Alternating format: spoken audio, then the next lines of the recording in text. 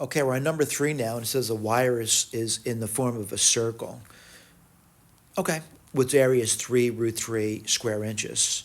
If the wire is rebent into the shape of an equilateral triangle, find the area of this triangle.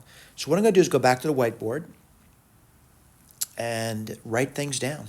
And I got a piece of wire. I'm going to say something like this. And what I do, I kind of just form a circle out of it. All right?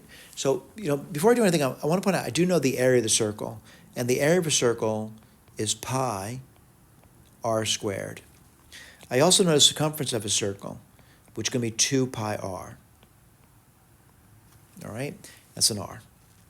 So let's write down what they said. They said that this circle has an area of 3 root 3.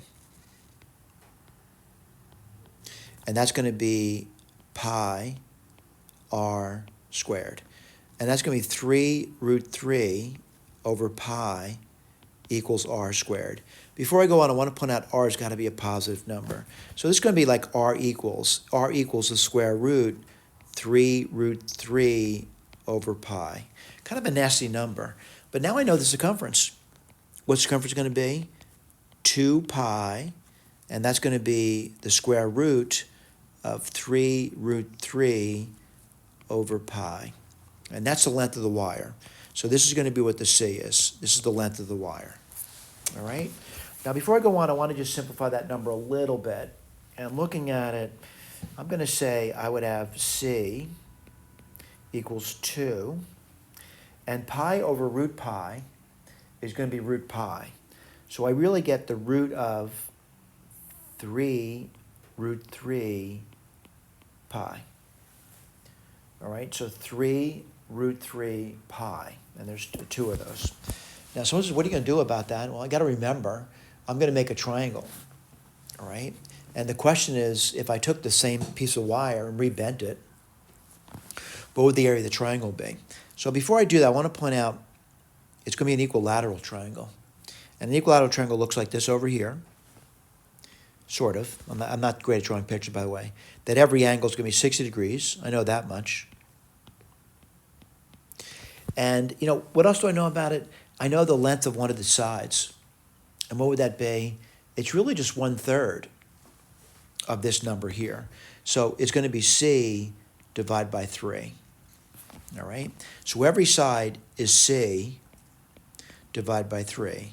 This side's going to be C divided by 3. This side over here is going to be C divided by 3. And I know what C is, by the way. I don't know the area yet. So the area of a triangle is 1/2 times the base. What's the base going to be? C divided by 3 times the height.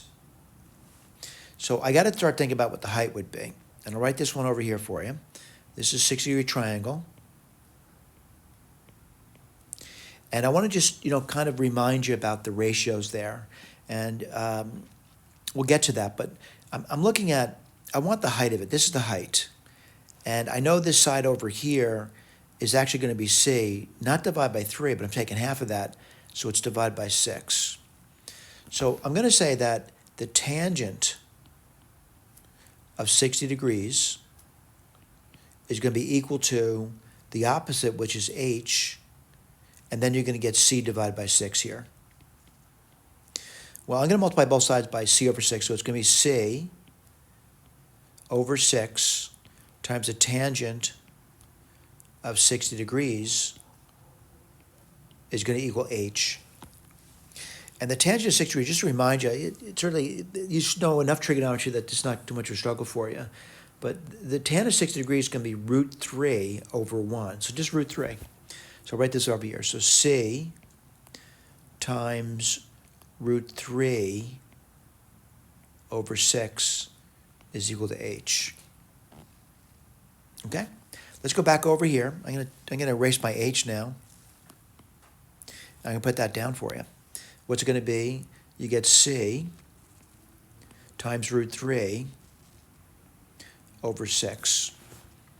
Well, let's go to town on it, see what happens. On the bottom, what do you get? You get 36.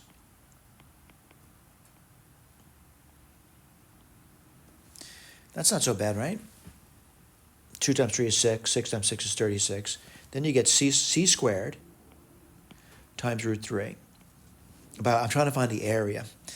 And the area, let me go over here, area, I got 36. I have root 3. Now what's c squared? Well, I know what c is, so c squared doesn't look that bad to put down. I'm going to get 4, because 2 squared is 4. And then when I square that thing, I just get, when I say that this radical over here, I just get 3 root 3 pi.